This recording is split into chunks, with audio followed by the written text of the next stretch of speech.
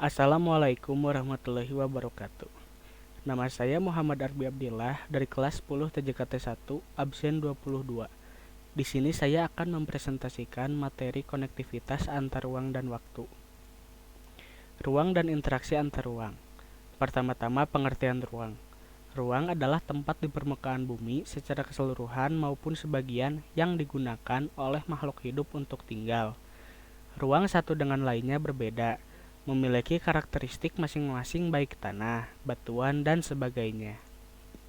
Yang kedua, ada pengertian interaksi antar ruang.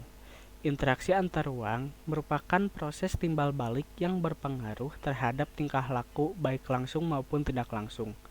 Pada manusia, interaksi antar ruang disebut mobilitas penduduk, sedangkan pada informasi disebut komunikasi, dan pada barang disebut transportasi. Kita masuk ke kondisi yang diperlukan dalam interaksi antar ruang. Pertama-tama ada complementarity atau saling melengkapi. Lalu yang kedua ada intervening opportunity atau kesempatan antara. Dan yang ketiga ada transferability atau kemudahan transfer. Kondisi yang diperlukan dalam interaksi antar ruang, complementarity atau saling melengkapi. Kondisi saling melengkapi terjadi jika ada wilayah-wilayah yang berbeda komoditas yang dihasilkannya. Misalnya wilayah A merupakan penghasil sayuran, sedangkan wilayah B merupakan penghasil ikan. Wilayah A membutuhkan ikan, sedangkan wilayah B membutuhkan sayuran.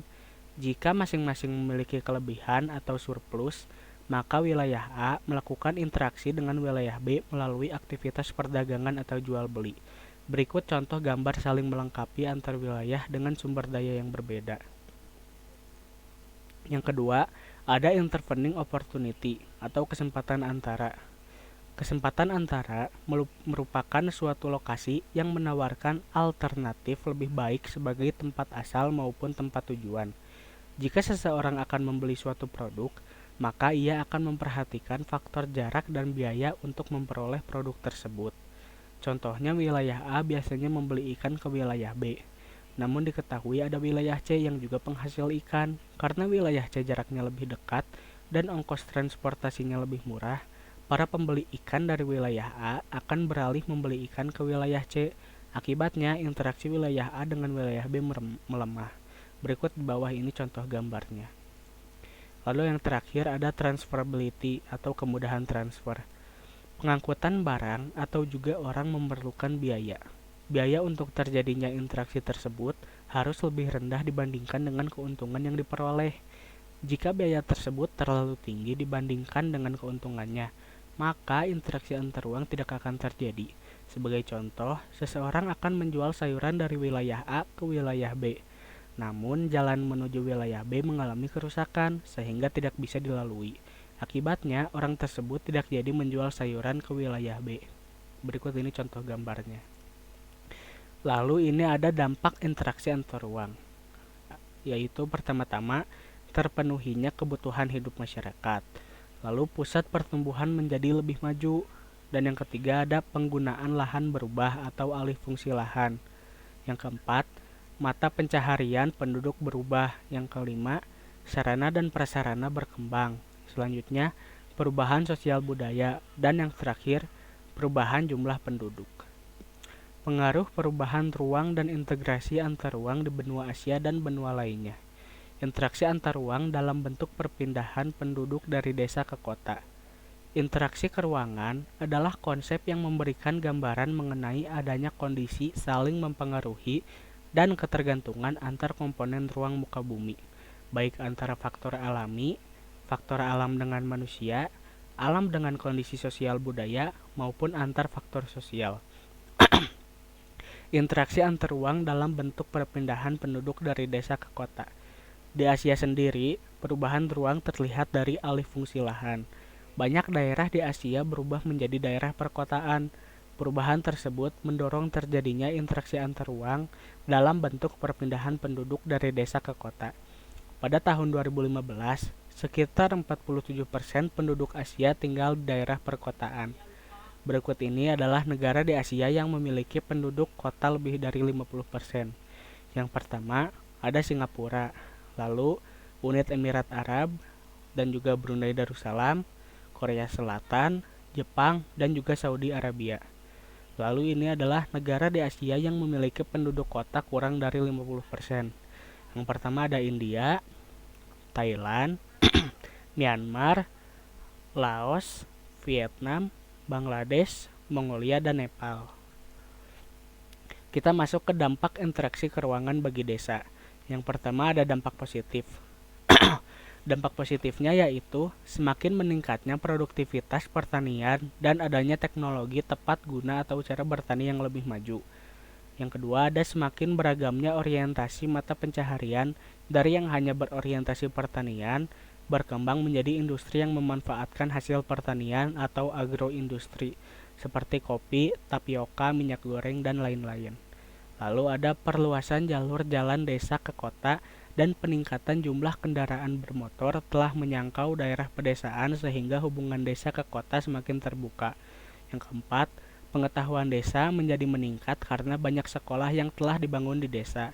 Dan yang terakhir, jumlah guru dan sekolah sudah banyak terdapat di desa, memungkinkan menjadi penggerak kemajuan penduduk desa melalui pendidikan.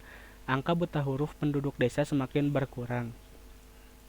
Lalu kita masuk ke dampak negatif interaksi keruangan bagi desa. Yang pertama, lunturnya orientasi pertanian. Yang kedua, meningkatnya konsumerisme dan kriminalitas akibat siaran TV. Yang ketiga, berkurangnya tenaga produktif di bidang pertanian. Dan yang keempat, maraknya budaya kota yang tidak sesuai dengan tradisi di desa. Dan yang terakhir, ketersediaan bahan pangan yang berkurang, peningkatan pengangguran dan pencemaran lingkungan menjadi masalah penting akibat interaksi desa ke kota. Lalu kita masuk ke dampak interaksi keruangan bagi kota. Kita masuk ke dampak positif terlebih dahulu. Di sini ada tercukupnya kebutuhan bahan pangan bagi penduduk perkotaan. Lalu bertambahnya jumlah tenaga kerja di perkotaan dari penduduk desa yang pindah ke kota. Dan yang terakhir, produk-produk yang dihasilkan di daerah perkotaan bisa dipasarkan hingga ke pelosok desa sehingga mendapat keuntungan yang lebih besar. Lalu kita masuk ke dampak negatif dalam interaksi keruangan bagi kota. Pertama, meningkatnya pengangguran dan penduduk miskin. Lalu yang kedua, penduduk miskin atau pendapatan rendah kesulitan untuk memenuhi atau mencukupi kebutuhan hidupnya seperti sandang, pangan, papan, kesehatan, pendidikan, hiburan, dan lain-lain. Dan yang terakhir, menjamburnya pemukiman kumuh.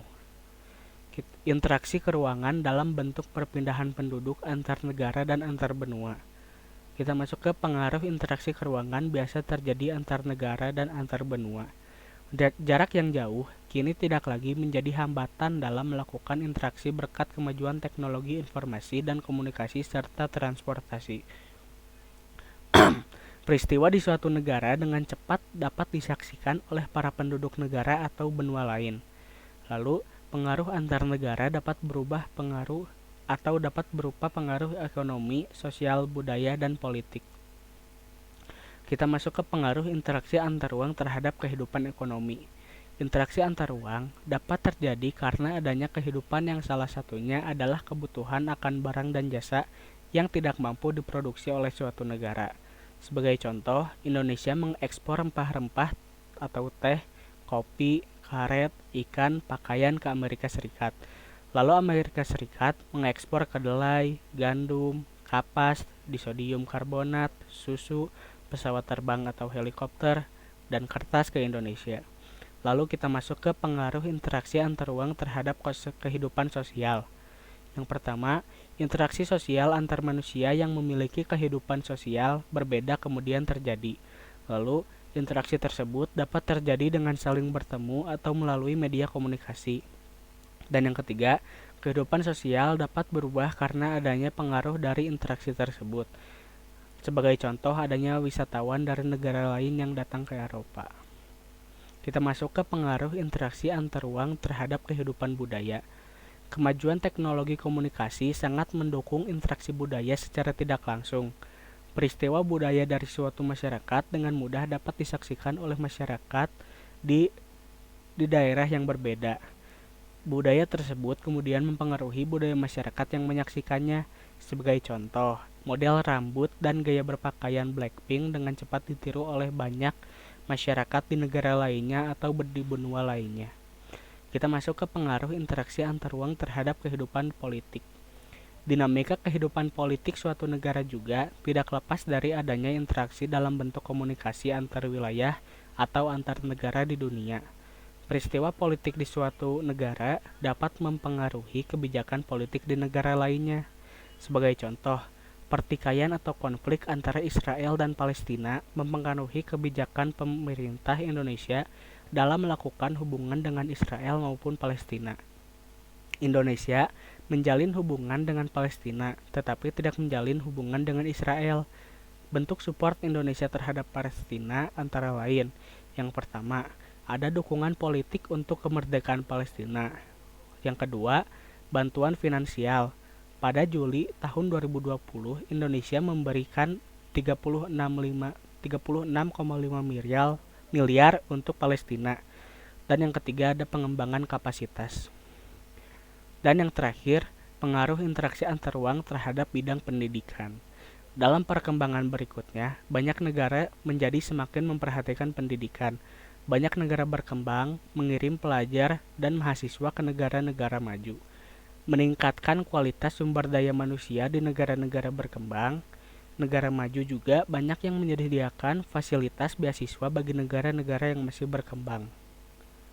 Itulah sekian presentasi dari saya. Mohon maaf jika ada kesalahan kalimat atau kata. Wassalamualaikum warahmatullahi wabarakatuh.